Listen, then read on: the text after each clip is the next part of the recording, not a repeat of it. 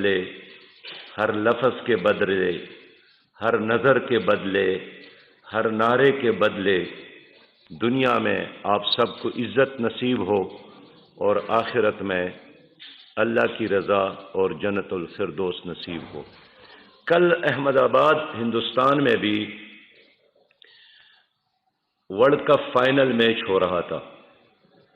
Ground میں نریندر مودی خود موجود تھے اور ایک آسٹریلین شہری جو غیر مسلم تھا فری فلسطین شارٹ پہنے ہوئے گراؤنڈ میں حاضر ہو گئے اور دنیا کو پیغام دیا کہ میں غزہ کے لوگوں کے ساتھ ہوں۔ 2 ارب انسانوں نے ان کو دیکھا اور میں سمجھتا ہوں کہ کل کا میچ آسٹریلیا نے نہیں بلکہ مسٹر جان نے جیتا ہے کہ اپنے عمل سے، اپنے کردار سے۔ حال یہ ہے کہ ان کا فلسطینیوں کے ساتھ کوئی دینی یا مذہبی تعلق بھی نہیں تھا، غیر مسلم تھا، لیکن انسان ہونے کے ناطے جس غیرت کا مظاہرہ کیا گیا، گرفتار ہوا، لیکن دنیا بھر کے لوگوں کو اس نے اپنا پیغام پہنچایا۔ کم از کم اس وقت 1,20,000 لوگ تو گراؤنڈ میں موجود تھے۔ میں سمجھتا ہوں کہ یہ اکیلا مسٹر جان ہمارے اس بے جان حکمرانوں سے بہتر ہے جو اپنے بے انتہا وسائل کے ساتھ، اثر اور رسوخ کے ساتھ اس بڑے سانحے پر خاموش ہیں اور منافقت کا کردار ادا کر رہے ہیں۔ میں آج ایک بار پھر اعلان کرتا ہوں کہ ہم نے فلسطینیوں کی حمایت میں اس جدوجہد کو جاری رکھنا ہے۔ جماعت اسلامی نے کراچی مارچ کیا، اسلام آباد مارچ کیا، کل لاہور غزہ مارچ ہوا اور اسی طرح انشاءاللہ ہم 23 نومبر کو اسلام آباد میں بچوں کا ایک عظیم شان غزہ مارچ کر رہے ہیں۔ ویسے بھی آج عالمی سطح پر دنیا بچوں کا عالمی دن منا رہی ہے۔ آج دنیا میں بچوں کا عالمی دن ہے اور اسی حوالے سے میں اعلان کر رہا ہوں کہ کل انشاءاللہ تعالی 23 نومبر کو انشاءاللہ تعالی بہت بڑا عظیم شان پروگرام ہوگا۔ اسلام آباد کے بچے اور بچیاں شریک ہوں گی، کیونکہ غزہ میں بچے شہید ہو رہے ہیں، تو ان بچوں کے تذکرے کے طور پر، ان سے یکجہتی کے طور پر، ان سے ہمدردی کے طور پر اسلام آباد کے بچے اس غزہ مارچ میں شریک ہوں گے۔ لیکن آج جب دنیا عالمی دن منا رہی ہے تو میں ان سے پوچھنا چاہتا ہوں کہ کیا دنیا کو یہ معصوم فلسطینی بچے نظر آ رہے ہیں جو آج تک 4,300 کے تعداد میں شہید ہو گئے اور جو 30,000 سے زیادہ لوگ زخمی ہیں، اس میں بھی 8,000 سے زیادہ بچے ہیں۔ فلسطین اور غزہ میں ہزاروں ایسے بچے ہیں، غنچے ہیں جو بن قلعے مر جا گئے۔ ایسے ہزاروں بچے ہیں جو کفن کے بغیر دفنائے گئے۔ ہزاروں ایسے بچے ہیں کہ پیدائش کے بعد اپنی ماں کا ایک قطرہ دودھ بھی نہیں پی سکے اور اس دنیا سے رحلت کر گئے۔ کتنے ایسے بچے ہیں جو ماؤں کے پیٹ میں تھے اور بارود کی آگ نے اس کو وہاں ہی ان کو جلایا اور بمباری کی وجہ سے ان کے پرخچے اڑ گئے۔ انہوں نے اپنی ماں کا شکل بھی نہیں دیکھا، انہوں نے اپنے والد کو بھی نہیں دیکھا، انہوں نے اس دنیا کی روشنی کو بھی نہیں دیکھی۔ اور کیسے وہ معصوم تتلیاں انسان دیکھ کر اپنی جذبات پر قابو نہیں پا سکتا ہے کہ بڑے حوصلے کے ساتھ اپنے ابو کو وصیت کرتا ہے کہ میرے ابو، میرے ہاتھ پر میرا نام لکھنا، میرے پیر پر میرے نام لکھنا، کل اگر بمباری کی وجہ سے میرے جسم کے ٹکڑے بکھر جائیں تو آپ میرے ہاتھ پر میرے نام سے معلوم کر سکے کہ یہ میرا بیٹا ہے اور یہ میری بیٹی ہے۔ میں اس لیے کہنا چاہتا ہوں کہ کتنے آفتاب ڈوب گئے اور کتنے مہتاب ڈوب گئے غزہ کے اس ملبے میں، اور جو 3700 لوگ لاپتہ ہے اس میں بھی زیادہ تر بچے اور خواتین ہیں، اور زیادہ امکان یہی ہے کہ یہ ملبے تلے دب گئے ہیں جس کے نکالنے کی اب تک کوئی صورت نہیں نکلی ہے۔ یہی بچے، یہ معصوم بچے، یہ تتلیاں، یہ قیامت میں کیا ہمارے گریبانوں میں ہاتھ نہیں ڈالیں گے کہ جب دشمن ہمیں جلا رہے تھے، جب دشمن ہم پر بمباری کر رہے تھے، جب دشمن ہمارا قتل کر رہا تھا، اور ہمارا جرم صرف یہی تھا کہ ہم مسلمان ہیں، ہمارا جرم صرف یہی تھا کہ ہم فلسطینی ہیں، تو آپ کیا کر رہے ہیں؟ میرے خیال میں ان بچوں کے ہاتھ اگر ان ظالموں کے گریبان میں ہوں گے تو اسی طرح یہ خاموش رہنے والے اور بزدلی کا اور بے غیرتی کا اور بے معنی کا کفن اوڑھ کر اور چادر اوڑھ کر سونے والے حکمرانوں کے گریبانوں میں ان کے ہاتھ ہوں گے۔ پاکستانی بچے بھی اسی طرح مظلوم ہیں۔ اس لیے کہ آج عالمی دن ہے تو بچوں پہ بات ضرور کروں کہ پاکستان میں کروڑوں بچے غذائی قلت کے شکار ہیں۔ خاص کر ہمارے صوبہ سندھ میں ترکا ایک ایسا علاقہ ہے جہاں ہر سال غربت اور بھوک اور غذا کی قلت کی وجہ سے ہزاروں بچے مرتے ہیں۔ حال یہ ہے کہ وہاں ایک طویل عرصے سے پیپلز پارٹی کی حکمرانی ہے، 15 سال تو تسلسل کے ساتھ یہ پارٹی رہی حکومت میں، تو ان کے کتے مزے کرتے ہیں، ان کی بلیاں بھی مزے کرتے ہیں، ان کے گھوڑے بھی مزے کرتے ہیں، لیکن وہ ترک بچوں کا مسئلہ حل نہیں کر سکے۔ کیا ہمارے 2,50,00,000 بچے سوال کرنے میں حق بجانب نہیں ہے کہ جب دنیا نے چاند پر قدم رکھا، دنیا مریخ کی طرف جا رہی ہے اور ہم یہاں تعلیم سے محروم ہیں، تعلیم کے روشنی سے محروم ہے، صاف پانی سے محروم ہے، بروقت علاج سے محروم ہے۔ میں سمجھتا ہوں کہ یہ صورتحال ہمارے ان حکمرانوں اور اداروں کی منہ پر ایک تمانچہ ہے جو ہر وقت یہ رپورٹ دیتے ہیں کہ سب اچھا ہے، اور بالکل چاروں طرف ان کو خوشحالی اور ہریالی نظر آ رہی ہے۔ صحیح بات یہ ہے کہ ان کا عوام کے ساتھ کوئی رابطہ نہیں ہے، ان کا اس فرش پر رہنے والوں کے ساتھ کوئی رابطہ نہیں ہے۔ وہ پروٹوکول کی اتنے دائروں میں بند ہے کہ ان کو عام آدمی کا آواز ہی نہیں پہنچ رہی ہے۔ ہمارا وعدہ ہے جماعت اسلامی کی حکومت آئے گی انشاءاللہ تعالی تو ہم ان بچوں کے مسائل حل کریں گے۔ ہمارے لیے ماڈل اور نمونہ حضرت عمر رضی اللہ تعالیٰ عنہ کی وہ حکومت ہے کہ بچے کے پیدائش کے ساتھ ہی ان کے لیے وظیفہ وہ مقرر کرتے تھے، اور یہی فرمان ہے کہ حکومت ہر لاوارث بچے کی وارث ہے۔ ان کی کفالت کرنا، علاج کا انتظام کرنا، بہترین تعلیم دینا، یہ ریاست کی ذمہ داری ہے۔ اور ہم نے پڑھا ہے کہ خلافت کے زمانے میں جب یہ وسائل نہیں تھے تو وقت کے خلیفہ نے حکم دیا تھا کہ اونٹ پر استاد اور ان کے ساتھ کتابیں، اور وہ گلیوں اور دیہاتوں میں جاتے تھے، ایک ایک دیہات اور ایک ایک علاقے میں 2 اور 3 مہینے اور 6 مہینے گزارتے تھے، لوگوں کو پڑھاتے تھے۔ میرے خیال میں یہ اس زمانے کا، آج اگر اونٹ اتنا استعمال نہیں ہے لیکن یہ اس زمانے کا جہاز بھی تھا، یہ اس زمانے کی سب سے بہترین سواری تھی۔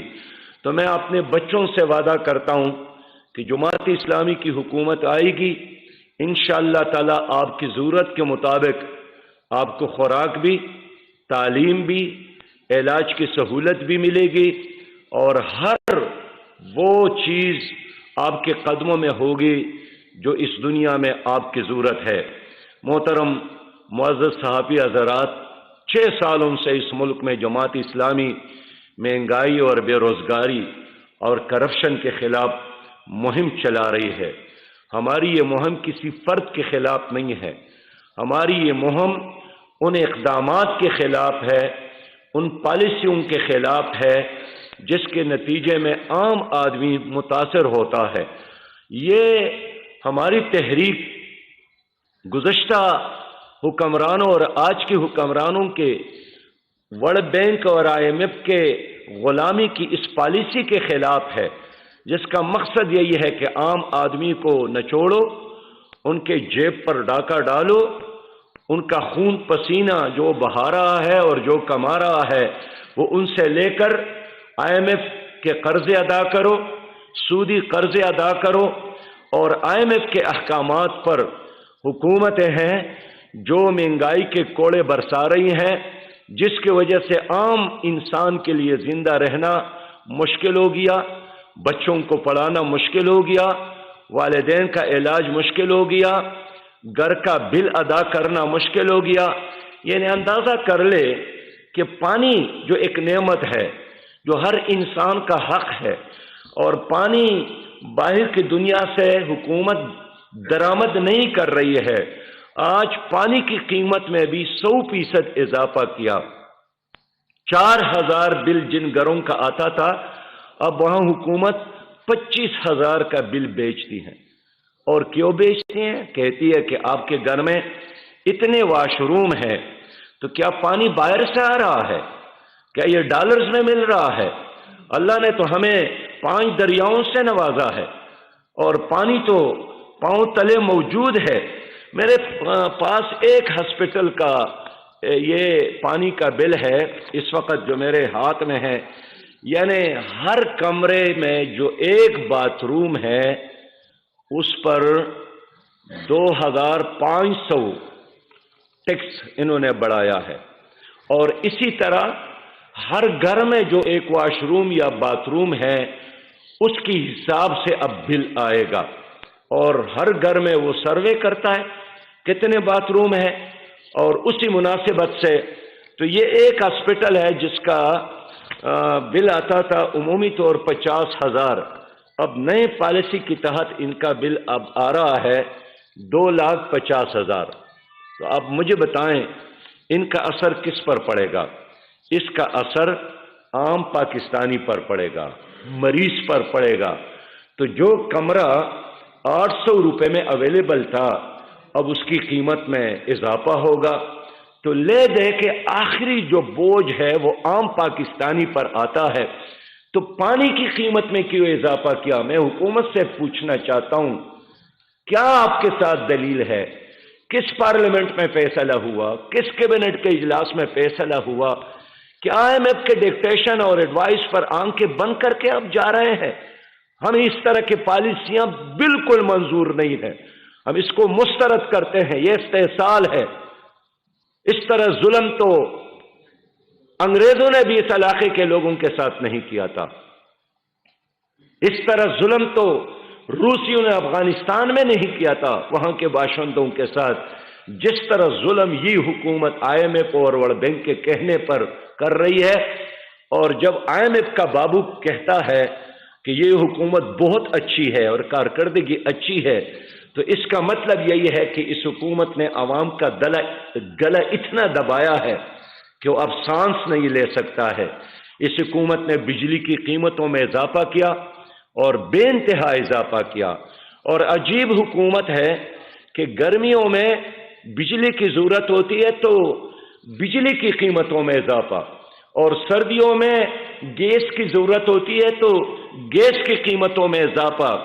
حال یہ ہے کہ ہمارے ہاں بجلی مہنگی نہیں ہے، سستی بنتی ہے، اس پہ فی یونٹ کم خرچ آتا ہے، لیکن 15 اقسام کے ٹیکسز لگا کر ان کی قیمتوں میں اضافہ ہوتا ہے۔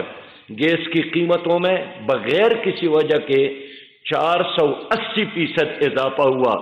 پیٹرولیم مصنوعات کی قیمتوں میں بین الاقوامی سطح پر تو کمی آئی ہے، لیکن اس کمی سے پاکستان کے عام شہری کو کوئی فائدہ نہیں پہنچتا ہے، لیکن تھوڑا اضافہ ہوتا ہے تو واویلا مچاتی ہے کہ اب اضافہ ہوا تو ہم مجبور ہے۔ میں اس لیے کہنا چاہتا ہوں کہ یہ غلام ابن غلام حکومتیں ہیں جنہوں نے ورلڈ بینک اور آئی ایم ایف کے کہنے پر پاکستان لوگوں کے لیے تنگ کیا ہے، زندگی کو مشکل اور دشوار بنایا ہے۔ اب ہمارا یہی ڈیمانڈ ہے کہ اگر بین الاقوامی سطح پر قیمتوں میں کمی آئی ہے، اگر آپ نے ڈالر کو جس طرح آپ کا دعویٰ ہے ہم نے کنٹرول کیا ہے، تو پھر ہونا تو چاہیے کہ پٹرول فی لیٹر پاکستان کے لوگوں کو 150 روپے پر دیا جائے۔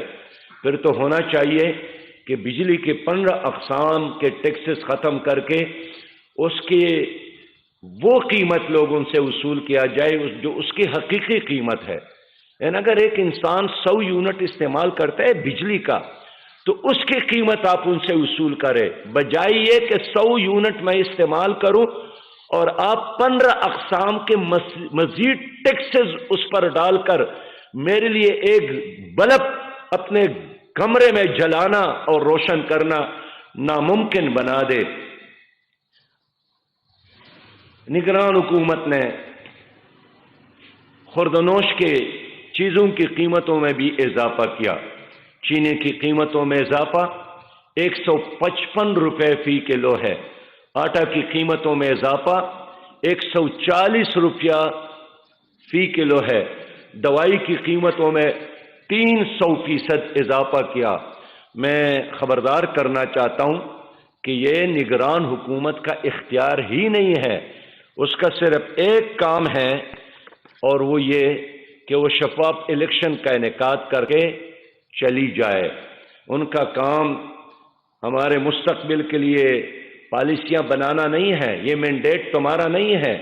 نہ آپ کے ساتھ اسمبلی فلور موجود ہے، نہ آپ کے مجالس میں عوامی نمائندگان موجود ہے، تو ایک سیکرٹری صاحب اور وزیر صاحب بیٹھ کر آئی ایم ایف کے کہنے پر جو ہمارے لیے پالیسیاں بناتے ہیں اس کو ہم مسترد کرتے ہیں۔ میں اس لیے چاہتا ہوں کہ اس وقت ملک کی ضرورت ہے ایک شفاف الیکشن۔ انشاءاللہ تعالی آئندہ الیکشن کے لیے جماعت اسلامی بھرپور تیاری کر رہی ہے۔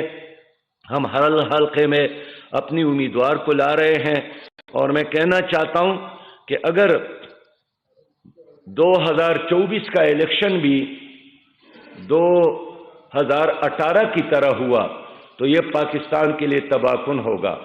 ہم سرویز کرتے ہیں، ہم عوام کو دیکھتے ہیں، جماعت اسلامی کے گراف میں اضافہ ہوا ہے، لوگوں کا ایک زبردست رجوع ہے، نوجوانوں اور خواتین میں جماعت اسلامی بہت مقبول ہے۔ اس لیے کسی بھی قیمت پر ہم نہیں چاہیں گے کہ ایک بار پھر ہمارے عوام کے مینڈیٹ کو کوئی چوری کرے اور ایک جعلی حکومت بنائے۔ جعلی حکومت بنتی ہے تو چلتی نہیں ہے، جعلی حکومتیں بنتی ہیں ڈیلیور نہیں کر پاتی، جعلی حکومتیں بنتی ہیں تو آئی ایم ایف کے غلامی کے علاوہ اس کو اور کوئی گھر نہیں آتی، جعلی حکومت بنتی ہے تو پاکستان کا پاسپورٹ وہ دنیا کا کمزور ترین پاسپورٹ بنتا ہے، جعلی حکومت بنتی ہے تو پاکستان میں شرح تعلیم میں بہتری نہیں آتی، شرح غربت میں کمی نہیں آتی، شرح مہنگائی میں کمی نہیں آتی، اس لیے کہ وہ جعلی حکومت ہوتی ہے۔ تو جس طرح جعلی دوائی سے کوئی بیماری ٹھیک نہیں ہوتی، اس طرح جعلی حکومتوں سے عوام کے مسائل حل نہیں ہوتے۔ محترم صاحب حضرات، جماعت اسلامی نے اس لیے فیصلہ کیا ہے کہ ہم انشاءاللہ تعالی عوامی جدوجہد کو جاری رکھیں گے، عوام کے مسائل کے لیے مسلسل مہم چلائیں گے۔ جماعت اسلامی انشاءاللہ تعالی پنجاب میں، سندھ میں، بلوچستان میں اور سندھ میں عوامی مسائل پر عوام کی ترجمانی کر رہی ہے۔ 22 نومبر کو پشاور میں نوجوانوں کا جلسہ ہے، انشاءاللہ میں خود اس میں شریک ہوں گا۔ 23 نومبر کو بچوں کا بہت بڑا مارچ ہے اسلام آباد میں۔ 24 نومبر کو چینوٹ میں بہت بڑا جلسہ ہے۔ 25 नवंबर को पाकपतन में बहुत बड़ा जलसा है। 26 और 27 नवंबर को जनूबी पंजाब में अवामी मसाइल पर हमारा रोड कारवान होगा। मैं खुद इंशाअल्लाह ताला इसमें शिरकत करूँगा। मैं अवाम को यकीन दिलाता हूँ कि मायूस होने की ज़रूरत नहीं है। पाकिस्तान को अल्लाह ताला ने इतना कुछ दिया है कि अगर यहाँ दियानतदार हुकूमत हो, अल्लाह ने पाकिस्तान को इतने मादिनियात दिया है कि अगर यहाँ बासलाहियत हुकूमत हो तो हमारे मादिनियात, हमारी रिसोर्सेज, हमारा पानी, हमारा जरखेज मिट्टी हमारे लिए काफ़ी है। हमें वर्ल्ड बैंक की ज़रूरत नहीं है कर्ज़ों की, हमें IMF की ज़रूरत नहीं है ग़ुलामी की। हमें कशकोल तोड़ना पड़ेगा, अपने पाँव पे खड़ा होना पड़ेगा और वक्त आएगा इंशाअल्लाह। जमात इस्लामी की ये कैपेसिटी और सलाहियत है कि अपने मुल्क के अवाम को एक clean Pakistan, green Pakistan, corruption free Pakistan दे दे। बहुत शुक्रिया। खबर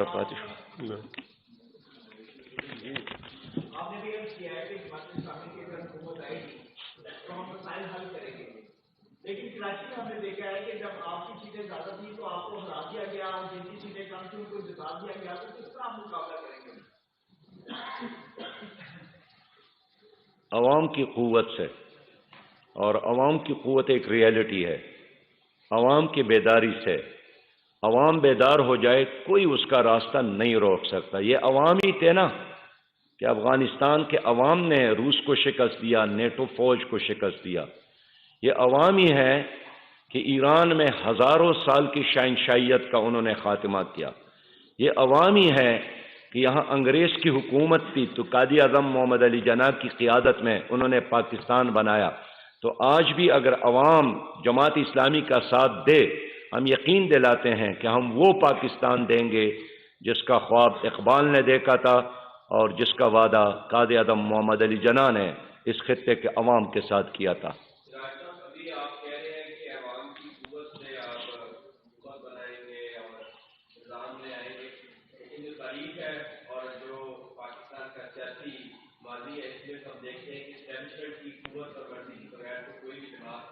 जितनी भी पॉपुलर है, कोई पाकिस्तान की किताब नहीं आता।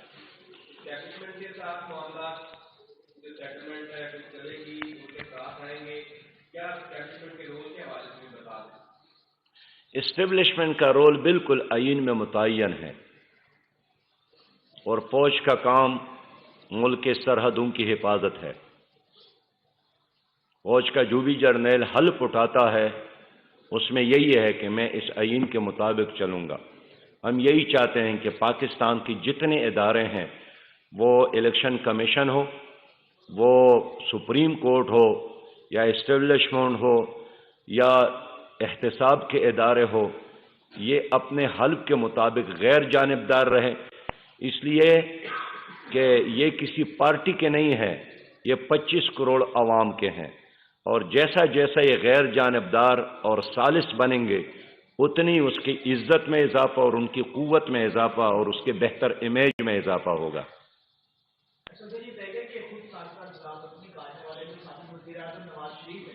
वो आजकल मीटिंग्स कर रहे हैं मुख्तलिफ जमातों के साथ भी, तो क्या कोई जमात इस्लामी के साथ किसी मुद्दे के जो रहनुमा है उन्होंने कोई राब्ता किया है स्कूल के लिए? हमारा कोई राबिता नहीं है। जैसा कि बता दें कि 2018 के अंदर जिन कुव्वतों ने हाथ किसी के ऊपर रख के हुकूमत आई थी, उन्होंने अब फिर एक जमात के ऊपर पूरे हाथ रखा। तो अगर ऐसी हुकूमत आई, अपना टर्न्योर पूरा करेगी या नहीं करेगी? ख्याल में अवाम बेदार हो गए हैं और अवाम ने देखा कि पीपल्स पार्टी क्या है, उनकी पॉलिसी क्या है। अवाम ने मुस्लिम लीग को एक नहीं बार बार देखा, अवाम ने PTI को भी देखा। अवाम ने 35 साल अयूब खान और याहिया खान और ज़ियाउल हक और परवेज़ मुशर्रफ की शक्ल में जर्नैलों की हुकूमतों को भी देखा। मेरा अपना ही ख्याल है, यकीन है कि अब एक हकीकी तब्दीली की तलाश में है हमारी नई नस्ल भी और हमारा हर शहरी भी। तो इसलिए मैं समझता हूँ کہ انشاءاللہ آئندہ الیکشن میں ایک حقیقی مثبت تبدیلی کا قوی امکان موجود ہے، کوئی اس کا راستہ نہیں روک سکتا ہے۔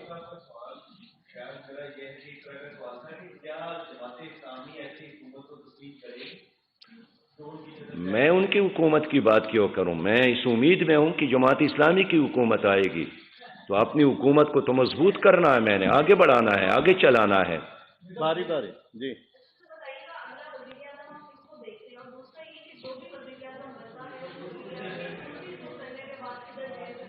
اگلا وزیر اعظم جماعت اسلامی کا ہوگا۔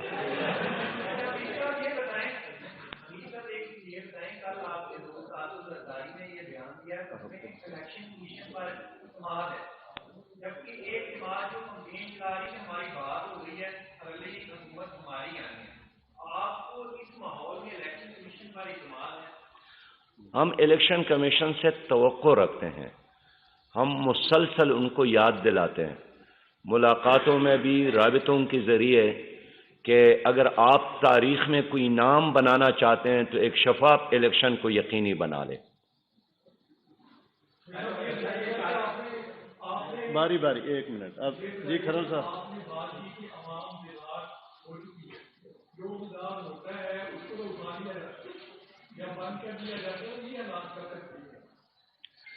عوام بیدار تھے نا، کل آپ نے غزہ مارچ میں دیکھا، میں اس عوام کی بات کر رہا ہوں جو اس ملک میں حقیقی تبدیلی کے لیے کسی فرد یا خاندان کے غلام نہیں ہے، وہ کسی خاندان کے بنگلوں کی طواف نہیں کرتے، وہ قانون کی حکمرانی چاہتے ہیں، وہ عدل اور انصاف چاہتے ہیں، وہ حقیقی آزادی چاہتے ہیں۔ تو حقیقی آزادی ان خاندانوں کے غلامی میں نہیں ہے۔ اسی طرح سرداری نظام، جاگیرداری نظام سے نجات کے لیے قائد اعظم محمد علی جناح نے پاکستان بنایا تھا۔ یہ تو ہماری بدقسمتی ہے کہ انگریز کے جانے کے بعد وہی ایسٹ انڈیا کمپنی کے غلام جنہوں نے ان کے گھوڑے مالش کیے تھے اور بوٹ پالش کرتے تھے، وہی لوگ مسلط ہو گئے۔ لیکن 76 سال ہو گئے، اب قوم کا اور عام آدمی کا جو صبر کا پیمانہ ہے وہ لبریز ہو گیا ہے۔ اب وہ ترقی چاہتا ہے، اب وہ خوشحالی چاہتا ہے، اب وہ انصاف چاہتا ہے، اب دنیا میں کوئی نام چاہتا ہے۔ نے کہا ہے کہ جو 76-72 سال کے لوگ ہیں، بزرگ ہیں، وہ گھر میں آرام کریں، اب نوجوانوں کو حکومت دینی چاہیے۔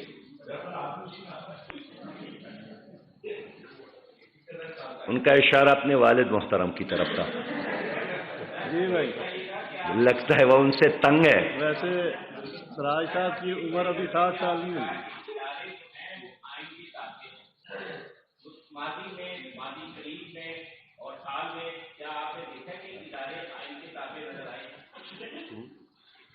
ہماری کوشش ہے، ہماری تحریک ہے، ہماری جدوجہد ہے، اور اس کا اثر ہوگا انشاءاللہ تعالی۔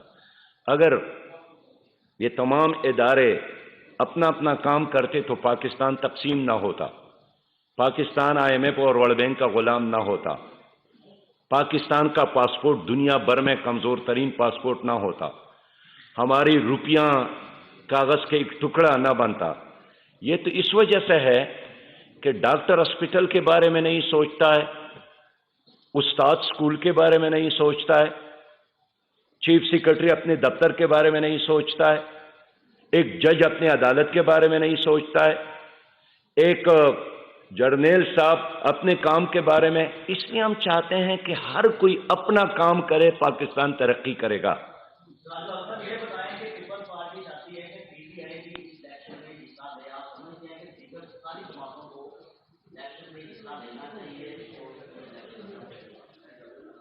پیارے بھائی، ہم چاہتے ہیں کہ تمام سیاسی جماعتوں کو الیکشن میں حصہ لینے کا یکساں ماحول مہیا کیا جائے، اس میں سب آتے ہیں۔